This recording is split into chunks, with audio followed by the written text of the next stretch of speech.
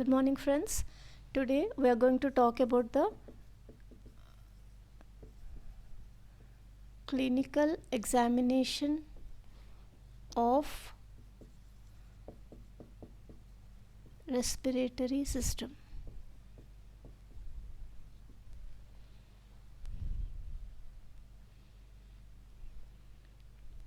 And this clinical examination of the respiratory system is performed to assess the functional status of the lungs.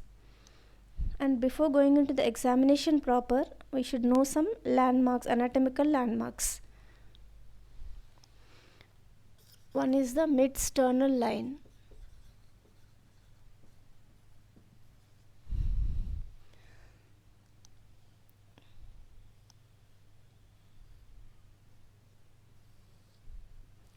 This is the sternum and clavicle. This is the acromion process of the scapula. So mid-sternal line is a line drawn from the middle of the sternum, vertical line drawn from the middle of the sternum. And next is the mid-clavicular line.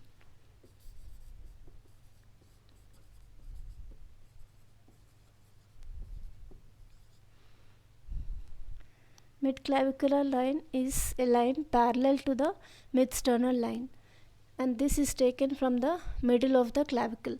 For that, first you have to take a horizontal line which extends from the midpoint of the suprasternal notch to the acromion process, and the midpoint of this line, from the midpoint of this line, a vertical line is drawn, that is the mid-clavicular line. An anterior axillary line.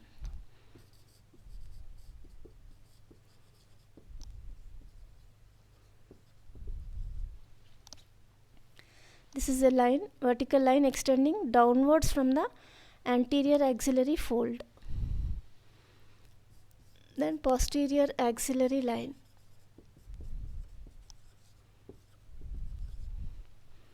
This also is a vertical line extending downwards from the posterior axillary fold. And mid-axillary line.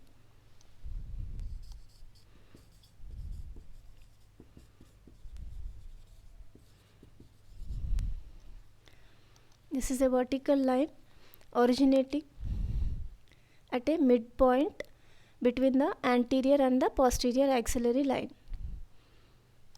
And mid-scapular line.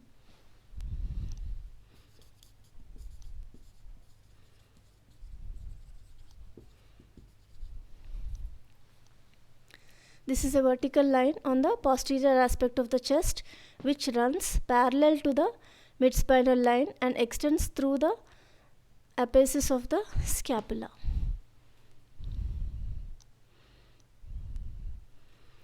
And another important landmark here is sternal angle. This is also known as angle of Lewis.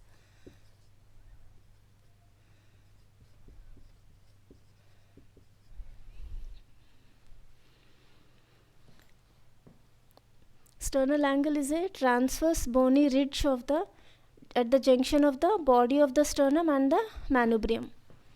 See, this is the sternal angle or angle of Lewis. That is the junction between the manubrium and the body of the sternum. And this sternal angle is important here because it has some significance. The second costal cartilage articulates the sternum at this point. So this is the point where the second rib begins. So when we are counting the ribs, we can palpate this sternal angle, and the rib corresponding to the sternal angle will be the second rib. And at the same point, trachea bifurcates into the main bronchi. At the sternal angle itself, the trachea will bifurcate into the main bronchi.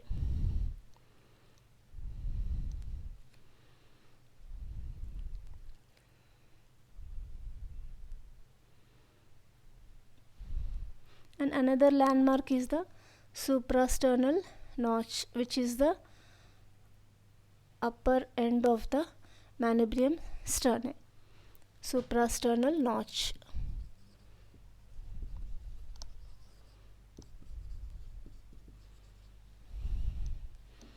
So these are some landmarks which you have to remember when you are doing the clinical examination of the respiratory system.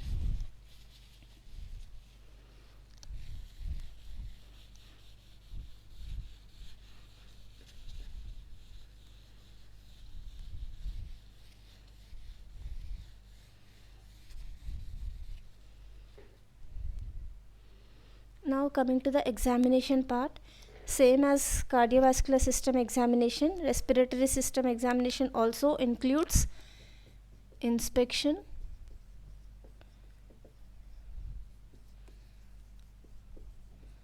palpation, percussion and auscultation. These are the 4 aspects which has to be covered during the clinical examination of the respiratory system. First, coming to the inspection, we'll see what we have to see on inspection.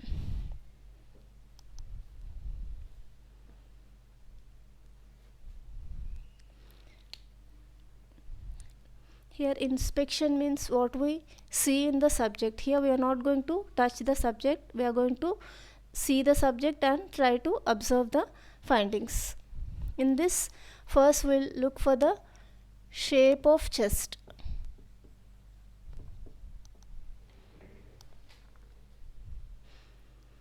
We should examine the shape of the chest. Usually the chest, in healthy adults the chest is bilaterally symmetrical and the transverse diameter of the chest is greater than the anterior-posterior diameter, the ratio being 7:5. And when you are inspecting the shape of the chest, we have to check for any abnormalities of the chest, if the chest is bilaterally symmetrical or not. Then coming to the symmetry of the chest.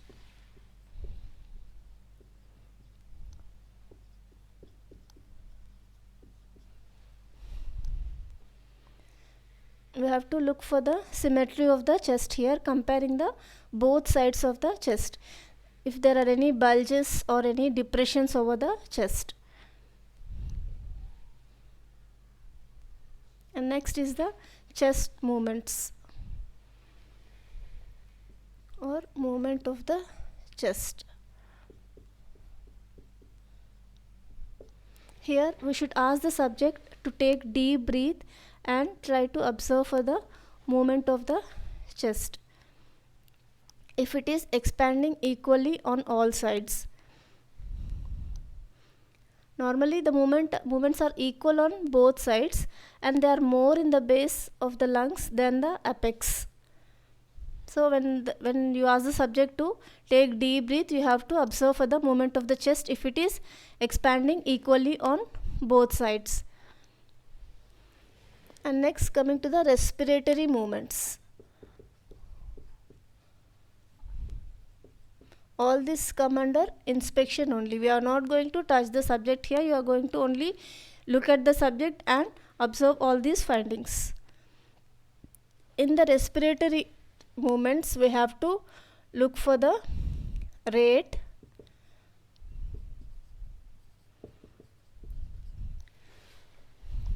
rhythm, depth and type of respiration. First we have to look for the rate of respiration. You have to ask the subject to take breath and you have to count the number of breaths per minute. Normally it is 12 to 16. So you should see if it is in the normal range or not. If there is any increase in the respiratory rate, it is known as tachypnea, and if there is any decrease in the respiratory rate, it is known as bradypnea. And you also have to observe for the rhythm, whether the respirations are regular or irregular.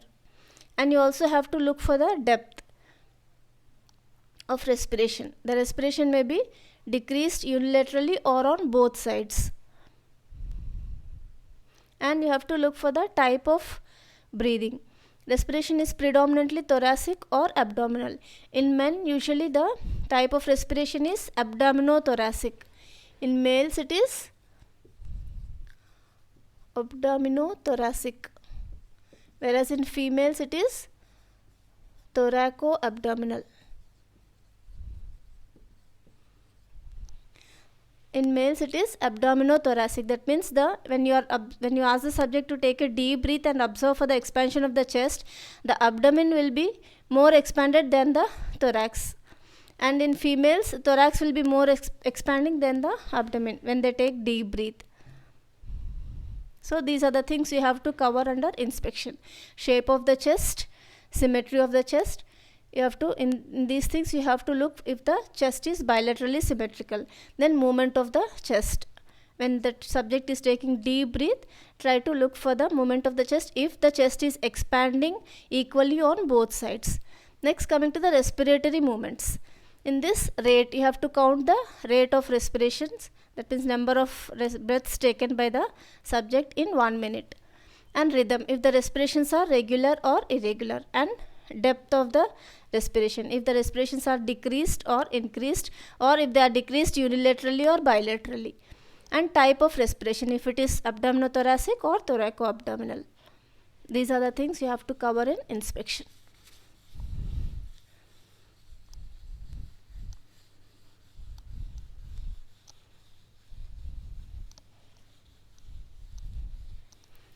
Please take down whatever is being written on the board. Of course, it is there in your manuals, but while listening, if you take down, it will be easy for you when you read in the manual. Next, coming to palpation. In palpation, you have to look for the expansion of chest and position of trachea and position of apex beat. Then if there is any tenderness, and most important, you have to look for the vocal fremitus.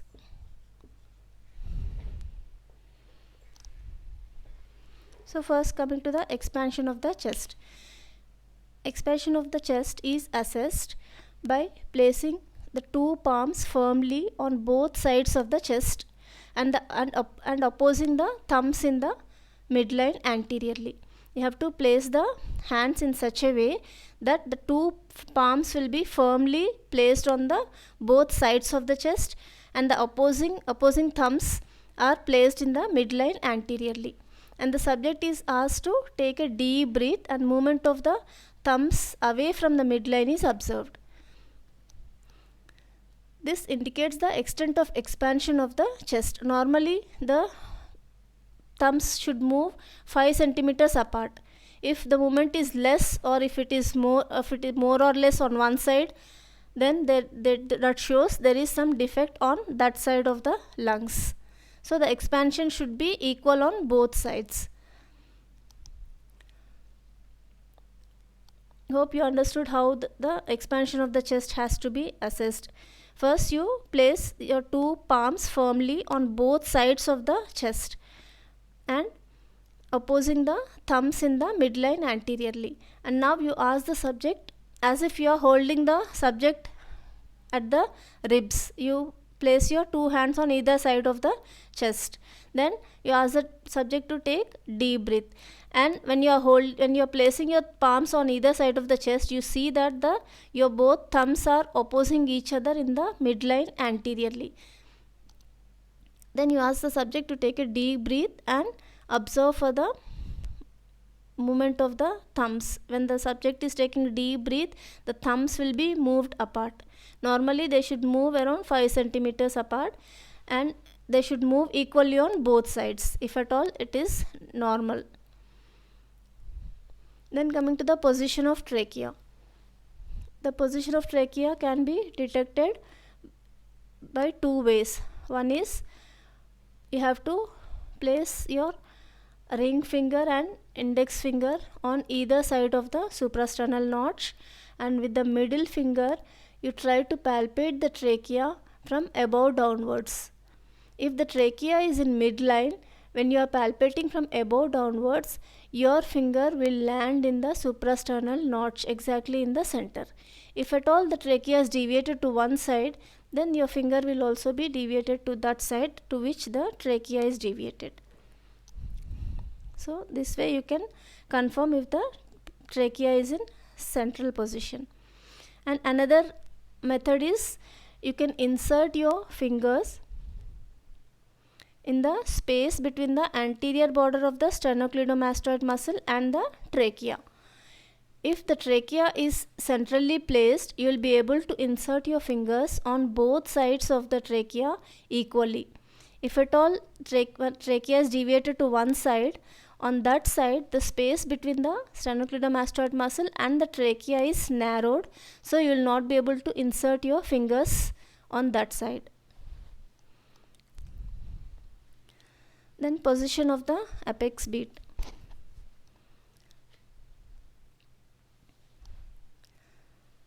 Apex beat is normally present in the fifth intercostal space, medial to the midclavicular line. So to palpate the apex beat, first you place your palm over the area of the apex beat, that is on the fifth intercostal space in the midclavicular line. When you localize the apex beat with your palm, then you try to localize it with the ulnar border of your hand. Once you localize it with the ulnar border of the hand, you try to localize with one finger, and when you are able to feel the apex beat at your finger point, there you make a point and you start counting from the second rib and see and confirm that if the apex beat is placed in the or apex beat is present in the fifth intercostal space. And to count the ribs, you know that you have to take the sternal angle as the landmark, because sternal angle corresponds to the second rib. So below that you have to palpate the sternal angle, and that corresponds to the second rib, and you have to palpate the second rib, and below that will be the second intercostal space, and below that will be the third rib, below that third intercostal space. In that way you have to count the ribs and try to locate the apex beat if it is normally placed or normally present or present in the normal position. Then tenderness. We have to palpate all regions of the chest wall to elicit any tenderness, and this tenderness is nothing but pain on pressure. So tenderness may be seen in injury to the chest wall or any inflammatory conditions of the ribs or intercostal muscles. And next is the vocal fremitus. Here you have to place your ulnar border of your hand on the intercostal spaces, on each intercostal space on both sides of the chest, and ask the subject to repeat 99 or 1, 2, 3 and feel for the vibrations from the surface of the chest. When you are placing your ulnar border or your ulnar border of your hand over the intercostal spaces and you ask the subject to repeat 99 or 1, 2, 3, you can feel for the vibrations over the surface of the chest. And the vibrations transmitted to the chest wall from the respiratory passages represents the vocal fremitus. The vibration is conducted from the larynx by the trachea and the bronchi to the smaller airways within the lungs, and then from the lungs through the lung tissue to the chest wall. So you have to ask the subject to repeat 99 or 1, 2, 3 by placing your the ulnar border of your hand over the intercostal spaces. Each intercostal space you have to place on both sides.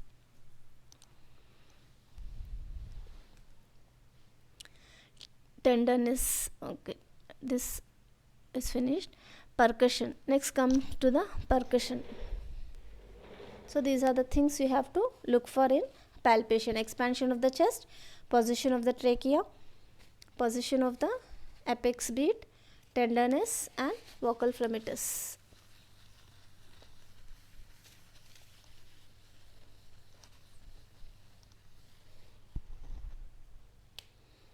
Next, coming to the percussion.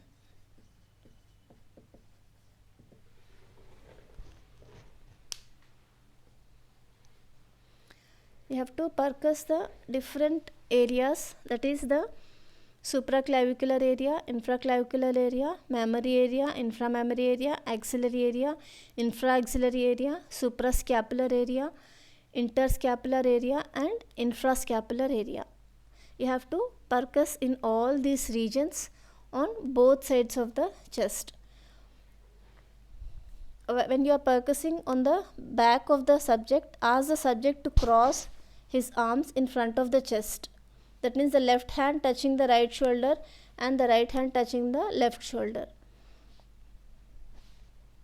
There are some rules for percussion. So what are the areas you are going to percuss? Supraclavicular,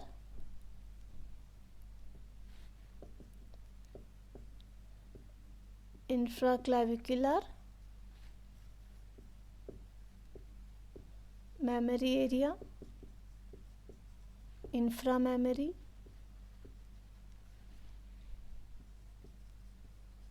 suprascapular, infrascapular and interscapular.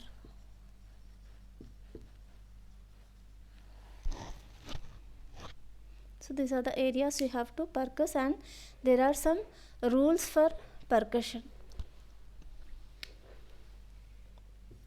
This is very important for you in exam point of view.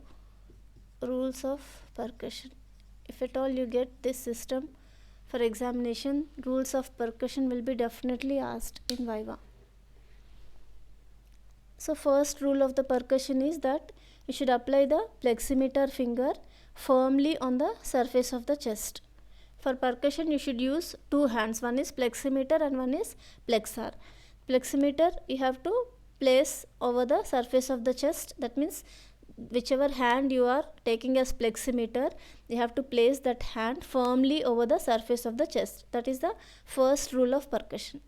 Then the percussing finger should strike the middle phalanx of the pleximeter finger. That is the second rule of percussion. The percussing finger should strike the middle phalanx of the pleximeter finger. Then third rule is the strokes should be delivered from the wrist and the finger joint, but not from the elbow joint. So this is the most important rule, because when you are hitting the pleximeter finger, the movement should occur at the wrist joint and the finger joint, not at the elbow joint. Then only you will be able to elicit the resonant note clearly. And fourth rule of percussion is that the percussing finger should be lifted immediately after striking the pleximeter finger. Once you strike the pleximeter finger, you should remove the plexar finger. You should not place it continuously over the pleximeter finger. If you do that, the vibrations will be damped and you will not be able to appreciate the resonant note. So as soon as you hit once, you remove the striking finger from the pleximeter finger. And fifth rule of percussion is the long axis of the pleximeter finger should be parallel to the edge of the organ being percussed. So these rules you should follow and do the percussion. And you should percuss in all these areas.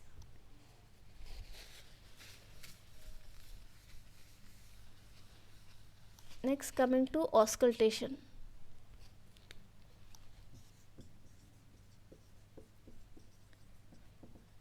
In auscultation also you should auscultate in all these areas: supraclavicular,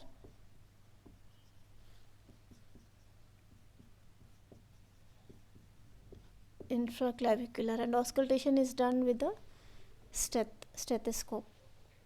The diaphragm of the stethoscope is placed over all these areas and the breath sounds are heard. And the breath sounds are of two types. One is vesicular and bronchial. The normal breath sounds which you hear all over the chest area are vesicular sounds. Normally the bronchial sounds will not be heard in the chest wall, on the chest wall. If at all you want to listen to the bronchial sounds in a normal subject, you place the diaphragm of the stethoscope over the trachea and you will hear some high pitched note sounds that resembles the bronchial breath sounds. And apart from auscultating with the stethoscope, you also have to observe for the vocal resonance in auscultation. You have to auscultate all these areas and also you have to look for vocal resonance. That means you place the diaphragm of the stethoscope over the chest wall and ask the subject to repeat 99 or 123. Vocal resonance is the auscultatory counterpart of the vocal fremitus. In vocal fremitus, we were trying to feel for the vibrations by palpating the chest wall, whereas in auscultation, we are trying to feel for the vibrations with the diaphragm of the stethoscope. And apart from the normal breath sounds, you should also see if there are any adventitious sounds or any abnormal sounds heard.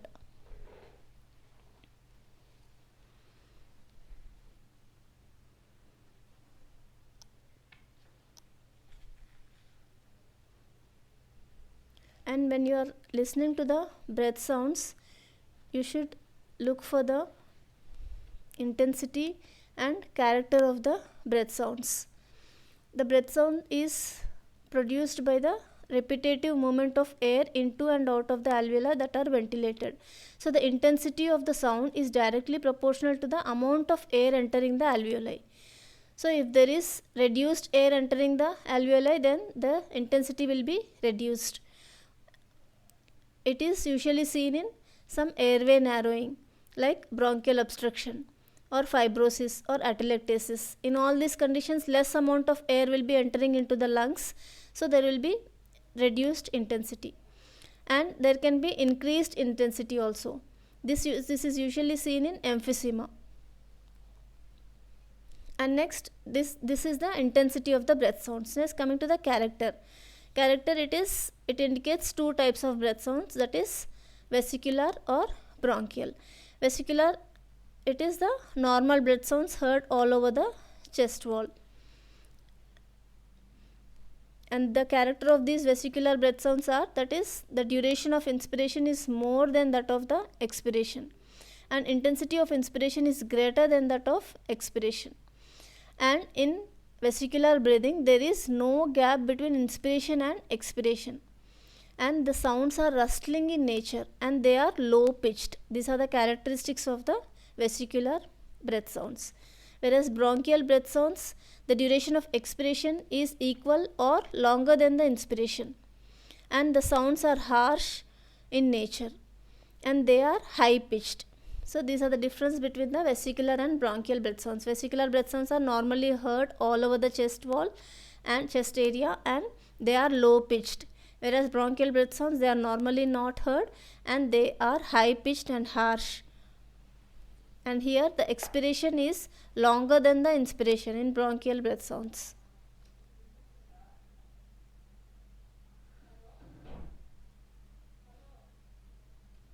And vocal resonance, which is the counterpart of the vocal fremitus, auscultatory counterpart of the vocal fremitus. The vocal resonance can be normal or increased or decreased. If at all there is no pathology in the lungs, the vocal resonance will be normal, and if the vocal resonance is increased, then that indicates some types of pathology in the lungs. Or if the vocal resonance is diminished, then the condition which leads to diminished vocal resonance are pleural effusion, pneumothorax, or collapse of the lungs. And there are some other adventitious sounds apart from these breath sounds in some abnormal conditions. One is rhonchi. which are prolonged uninterrupted musical sounds that occur due to partial obstruction of the flow of air in a narrowed bronchus. If the bronchus is narrowed, you will listen to some uninterrupted musical sounds, that is called rhonchi, and it is usually seen in bronchitis or bronchial asthma. And another adventitious sound is, so apart from the normal breath sounds, you can hear some adventitious sounds if at all there is any pathology. One is rhonchi, then wheeze. Wheeze is a high-pitched musical sound which results from partial airway obstruction. This is louder and more persistent during expiration. It is usually seen in bronchial asthma. It is also heard as a whistling sound. Stridor. It is another adventitious sound is the stridor.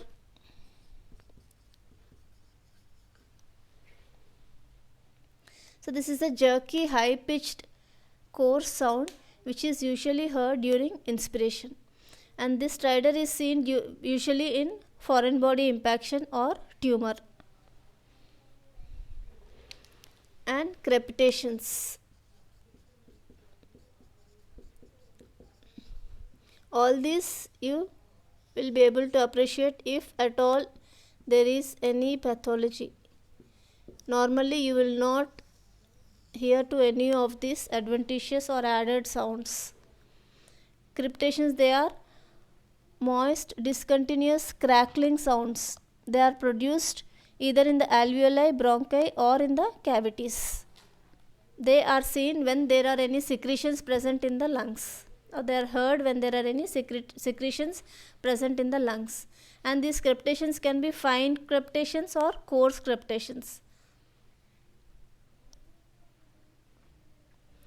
If the crepitations are fine, then that indicates the presence of exudate in the alveoli.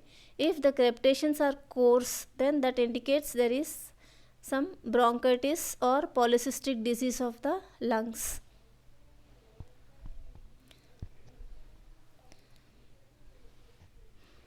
So this is about the clinical examination of the respiratory system. And there is another video which shows the demonstration of the examination of respiratory system, and in that video I missed this vocal resonance and vocal fremitus. So you please go through your books and try to read these two things. Thank you.